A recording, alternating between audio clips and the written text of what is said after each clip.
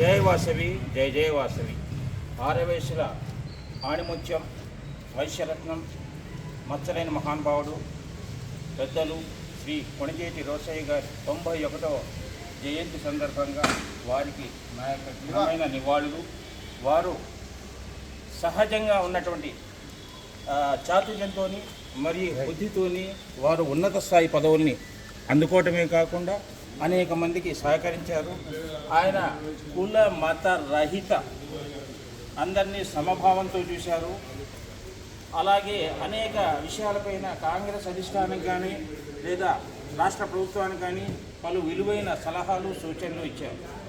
గంజి రాజమౌళి గుప్తా ఇష్యూ అయినప్పుడు వైశ్య మహాసభని ఒట్టును పడేసినటువంటి వ్యక్తి కొణిజేటి రోసయ్య గారు.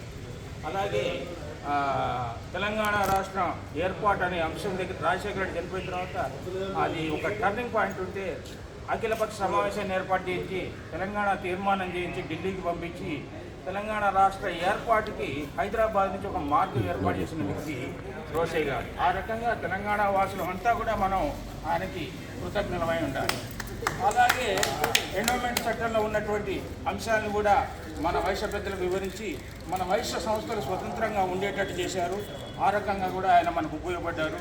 ఇలా అనేక విషయాల్లో రోసయ్య గారు ఆదర్శంగా ఉన్నారు. పెద్ద మనిషి, మన కులం నుంచి ఆ స్థాయికి పోయినటువంటి వ్యక్తిగా మనం ఆయన గౌరవించి ఆయనకు ఘనమైన నివాళులు అర్పిస్తాం.